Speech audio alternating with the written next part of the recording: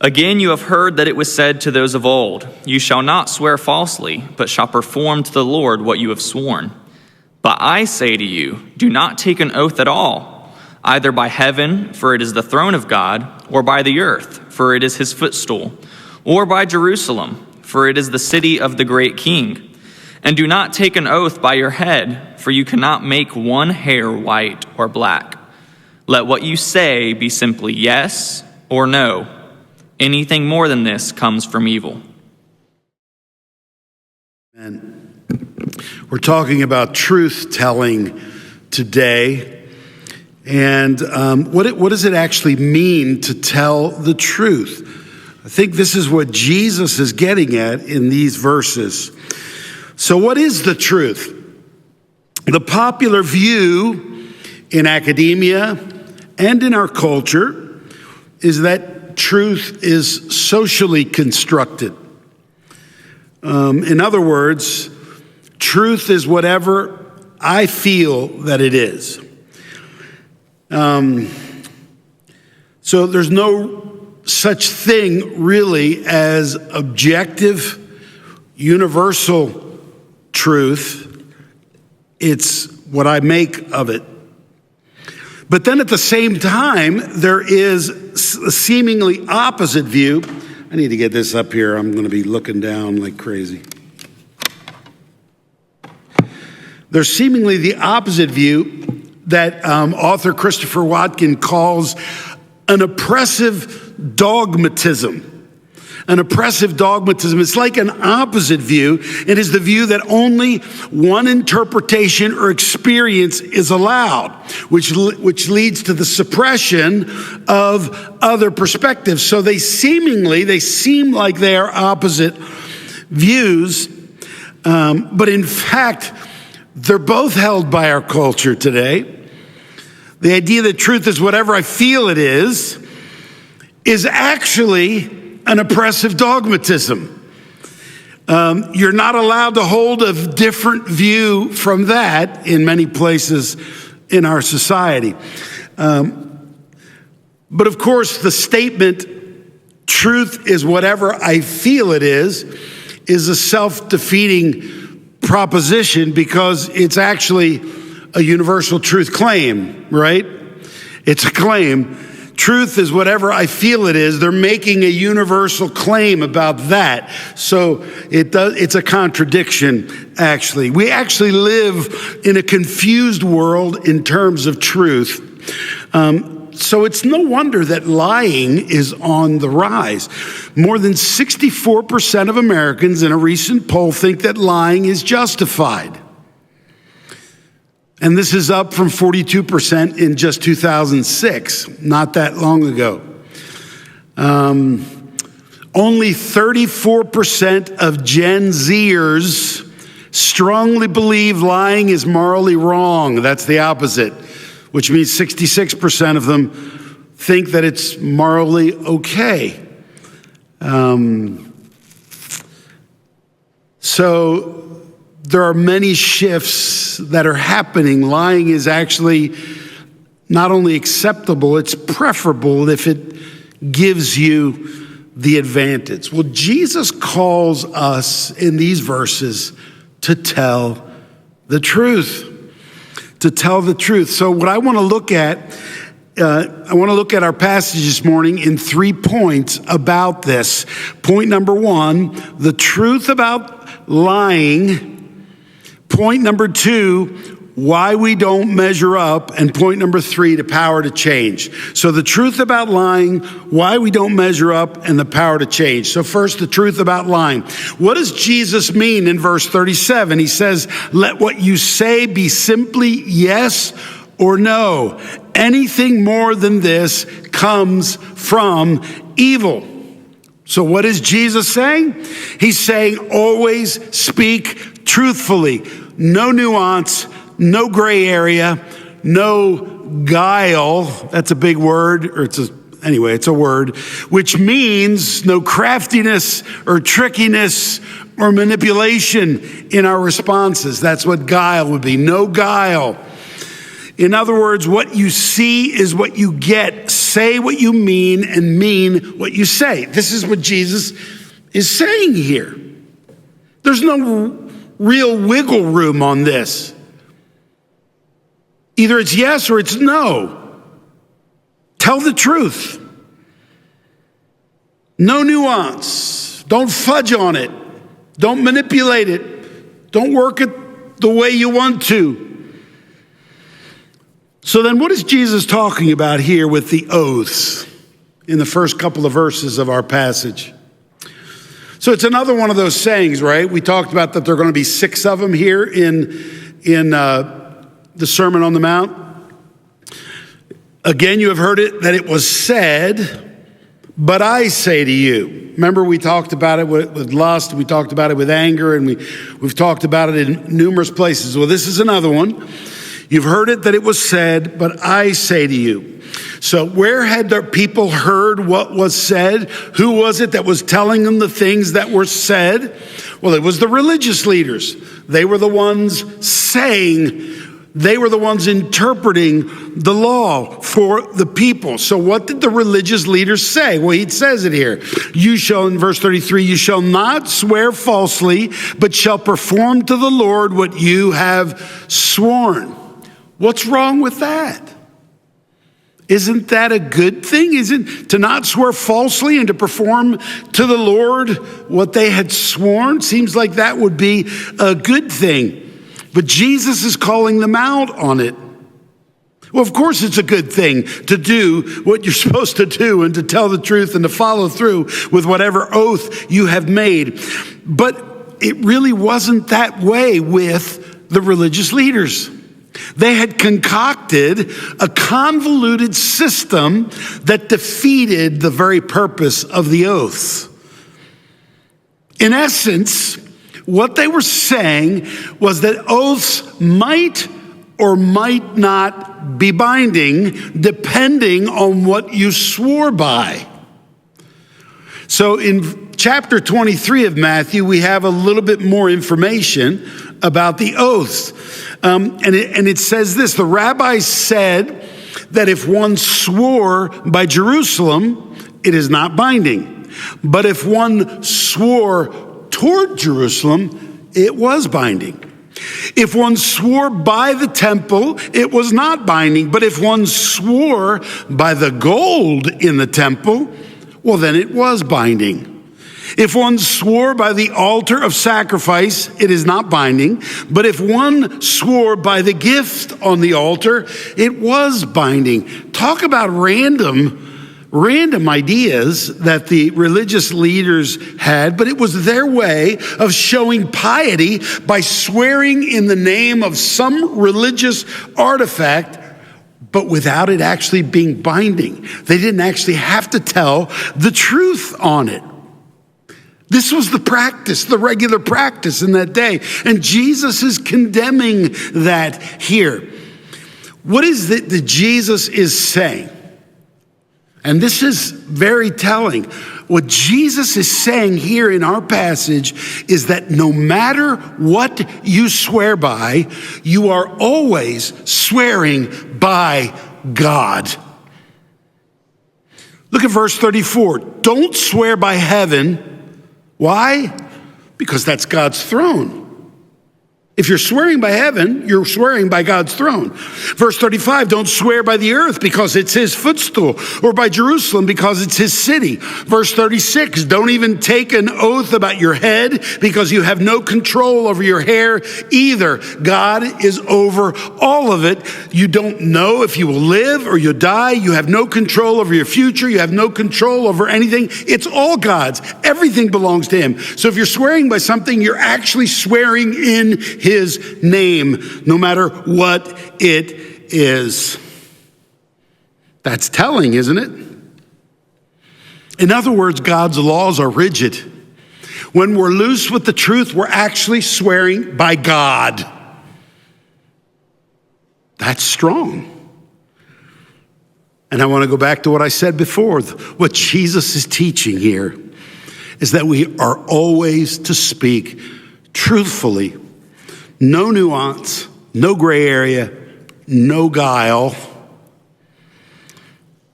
There's no dumbing down of this truth.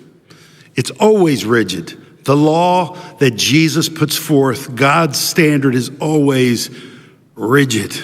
Rigid, rigid, rigid. So number two, why don't we measure up?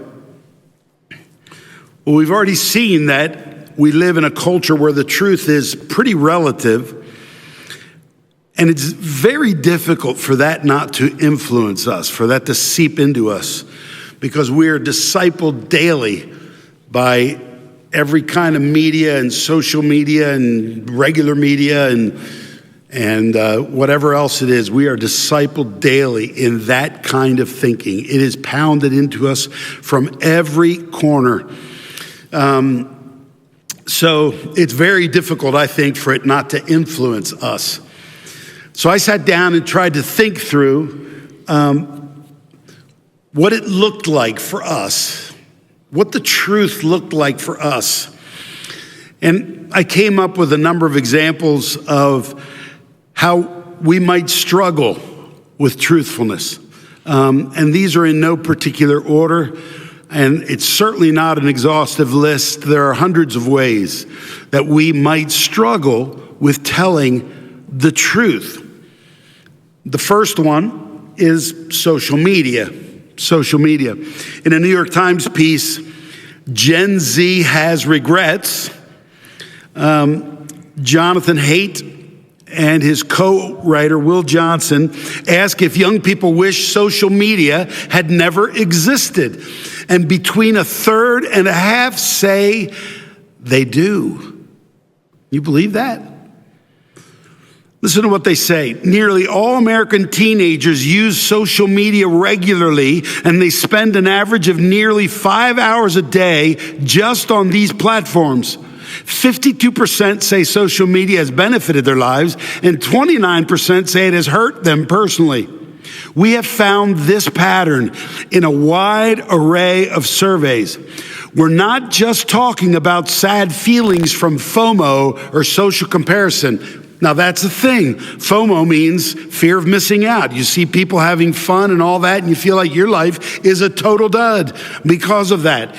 It's lies, right? These are lies that are being fomented. Or social comparison. I'll never be as pretty as that person. I'll never be as thin as that person. Or look at how they have their life together. I'm just a piece of junk because of that. These are the kind of the lies that go through on social media. But he says it's not just about FOMO or social comparison. We're talking about a range of documented risks that affect heavy users, including sleep deprivation, body image distortion, depression, anxiety, exposure to content promoting suicide and eating disorders, sexual predation and sextortion, and problematic use, which is the term used to describe compulsive overuse that interferes with success in other areas of life. I mean, there are good things about social media, but it has its huge dangers. And I think it's the number one promoter of lies in our society that people believe. Here's another one. We lie to avoid personal consequences, or we manipulate the truth to avoid personal consequences. I had a good friend in Chile who was a successful businessman, and I remember being in his office, and we talked about truthfulness, and he admitted to me that it was so easy for him to bend the truth in order to protect himself or his company. If an order had been delayed for any period of time and the customer would call to find out where the order was, he would easily just tell them, oh, it's in the mail. When no such thing was true about that. There's no way it was in the mail. It wasn't even close to being in the mail. But you tell them, oh, it's in the mail. It reminds me of Ann's bonus. She got a bonus for ship shopping. If you do a certain number of shops, they give you some stuff. And they kept promising oh, it's going to happen. It's going to happen. It took 5 months. I don't know. It took a long time for that to come. This is typical stuff. It happens everywhere we go. They do, these are things that happen. People put things off. We do things to protect ourselves. You might be able to think of 1,000 ways where that's true, or maybe that you've done it. You twist the truth, you manipulate it to protect yourself because you don't want to come across as something bad. Or how about you say, I'm on my way and I haven't left yet. Things like that. But there might be even more serious issues involved with manipulating or not telling the truth. You might be a married man, but you have been keeping things from your wife. You look at things on your computer that you know are wrong, but you don't want her to find out about it because there would be terrible consequences. You do everything in your power to hide these kinds of things. See, that's living a lie. It's living a double life. It's what we do. We're good at that. There's so many ways we can distort the truth. Another one, to avoid conflict. Have you ever done this? We are so addicted to people's approval that we tend to tell them what they want to hear. There was a guy who worked for me many years ago who could not tell me the truth. He was always saying things to butter me up, and I never bought any of it. We worked together for some 5 years, and then I found out that he was doing things behind my back. And when I found out, I walked straight to his office and asked him about it, and it was true. And I knew I couldn't trust him anymore. Do you ever tell somebody something that you know they want to hear, and it may or may not be the truth? It's a fudge on the truth, but you just want to make them feel good. You want them to like you, actually. So why wouldn't this guy tell me the truth? Well, I don't know all of his motives. But one of the motives for that is fear, or it's cowardice, or it's probably the main reason why people don't tell the truth. They're afraid of what the other person will think of them. We don't want to look bad. That's really big.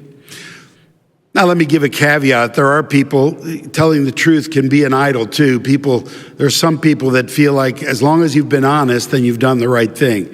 And they lambast you. I'm just being honest. There's no love in it though.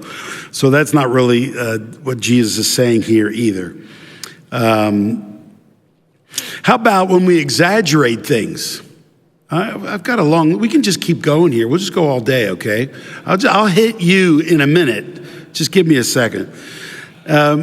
We make more out of our aches and pains than are really there because we want our spouse to know that we really are suffering. It really does hurt. Just let me lie here and watch TV and you serve me because I'm in pain, right? I'm just saying. Or how about when we try to impress people, we like to come off as humble, and we say things like, I'm very humbled to get that promotion. I am very humbled that you think so much of me, or whatever. It's this arrogant way of coming across humble when that couldn't be further from the truth. That's lying, right? That's not real truth. How about in the way that we discipline our kids? Think about our kids when they're little. Johnny, don't do that. He does it. Johnny, I told you not to do that. He does it again. Johnny, I'm serious now. I'm telling you not to do that. He does it again. Johnny, you are going to get it from me if you keep doing that. He does it again. Pretty soon we blow up and lose our cool, and finally Johnny knows we're serious about it. Is that truth-telling? I don't think that's truth-telling. We're not serious the first time. Johnny, don't do that. We're not serious. He knows we're not serious. He's not going to do it. It's a lot of nuance to truth-telling, brothers and sisters, a lot of it. The list is endless. And our society says it's no big deal. But is it? It is. And here's why. It's because there's so much more to it than meets the eye. There's so much more to it than meets the eye. Let's look at number 3, power to change. What is really going on here?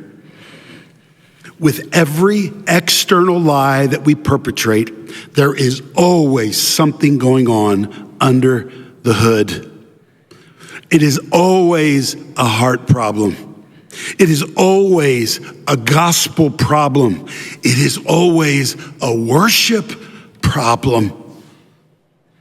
So perfection, as defined by the Bible, is not just external conformity to the law, but it is that with everything I am, I trust in God's plan for me no matter what it is. I give myself totally to Him. I love Him above all other things. I bow before Him in worship in everything that I do. That would be true perfection. Heart, mind, and soul, and body, and everything I am is for Him. That would be a biblical definition of perfection. So here it is. When we lie or manipulate the truth, what we are saying is, Jesus, thank you for your word. Thank you for everything that you've done for me. Thank you for dying on a cross for me. Thank you for all of that. But right now, I need to protect myself because I don't believe you have my best interest in mind. I'm more worried about what these other people are thinking than what you think. I am much more concerned with my reputation right now than I am with bowing before you and giving you my everything. Do you see? When we do that, we've moved from worship of God to idolatry, worship of ourselves or whatever it is, the approval of others, bowing down before other people. This is what we're doing. It's taking Jesus at it, which is moving from taking Jesus at His word because of who He is and moving to self-protection, hiding who we are, manipulating the truth so that we might be loved and accepted by whomever we are lying to. It's really serious. It's a hard issue, but it's more than that. Jesus told His disciples in John 14, you remember that? When He said, Philip said, are you going to show us the way? Or was Thomas? I can't remember. I did go to seminary. One of them said, are you going to show us the way? And Jesus says, I am the way, the truth, and the life. The only way is Jesus. He is the truth. So when we twist the truth, no matter what it is, we are basically twisting Jesus. We're basically saying that He doesn't matter. Do we understand how messed up that is? It's the same thing as bowing down before a pagan idol. It wasn't that the Pharisees didn't believe in God. They certainly did. It's just that they were obsessed with what people thought of them. They were bowing before the idol of approval and were willing to bend the truth to get there. How about you? How about me? Oh, it's way too common in my life. Way too common. And this is where we need to see the beauty of Jesus. There's a passage in Matthew 27 about Jesus standing before Pilate. He'd been arrested, obviously, because the chief priests, these very rulers that he was calling out back in the Sermon on the Mount, they hated his guts because he was exposing them for their hypocrisy, for dumbing down the law. This is a problem, brothers and sisters. In a world of grace, we act as if the law doesn't matter. It's grace, grace. The law doesn't matter, but it never loses its rigidity. It never loses that. It does matter. And they hated him because he was calling them out. If you get your self-centeredness exposed, you'll do one of two things. You'll either go and fall down before Jesus, or you will go after the people that exposed you. And that's what they did. Well, here he is now standing before Pilate. And it says this, now Jesus stood before the governor, and the governor asked him, are you the king of the Jews? Jesus said, you have said so. Now think about that for a minute. Here's Jesus under arrest. He has no palace. He doesn't even have a house. He has no army. He has no money, humanly speaking. And in this moment, he has no influence. His future is being determined, supposedly, by this governor. And so when Pilate asked him if he is the king of the Jews, he said, you have said so. We might have said, no, they're getting that all wrong. I'm not uptight about them. No, they're my peeps. He might have lied. His life was on the line because of it, but he says, you have said so. Essentially, he says, yes. Anyone who heard that would say he was crazy. He was crazy. And what was the result? Well, they crucified him. They crucified him. And then Jesus does something astounding. He prays, Father, forgive them, for they know not what they do. He never lied. He never deceived. He never covered over anything. He always spoke the truth for the benefit of those around him, never for his own benefit. It was always for the people around him. It was always loving them, telling them the truth out of love. And then he let them crucify him. The hero of history was bludgeoned on a cruel cross, and then he suffered hell for us.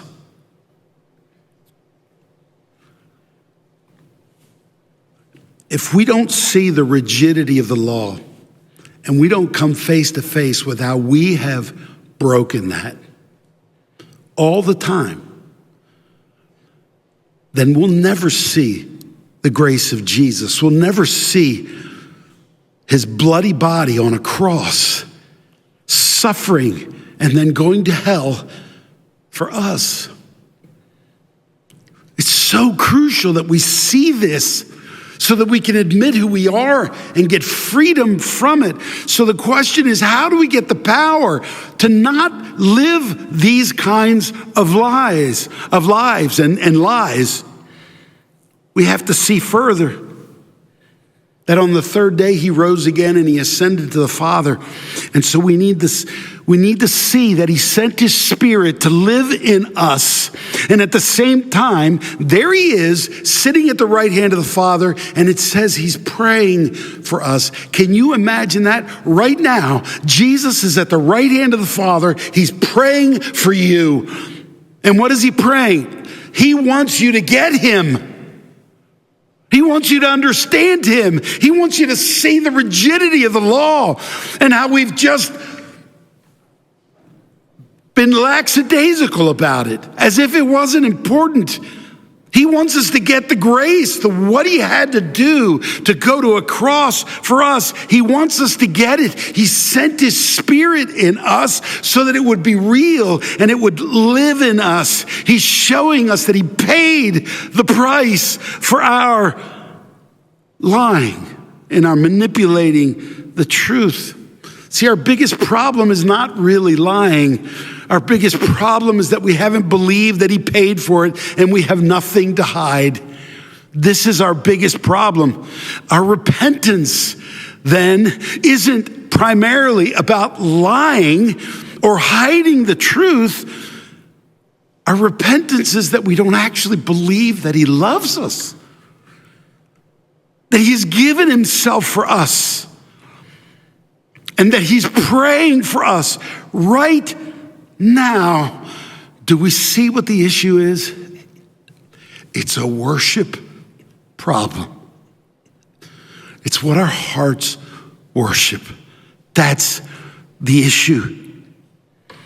He's given us a new life, a new reputation, a new reason for living, a new spirit living in us, all of these things. And so the motivation to lie goes away when we contemplate this and we think about this. This is why in Sunday school this morning I was pushing those that were there to be in his word, because we need a reorienting. We need a renewal of our minds, as Paul says in Romans 12. We need to push into it because we need to see him. We need a complete change of thought and attitude. He doesn't come to reform our old way of manipulation and hiding. He comes to kill it, so that he can give us a new life and a new way of thinking. And this power is actually at our disposal. And as I've told you many times, invite him into your doubts, invite him into your sin, invite him into your insecurities. Why wouldn't you? Invite him into your manipulations and your lyings, because he's praying for you. It's no surprise to him. Invite him. He's there with you. He lives in you if you've called on his name.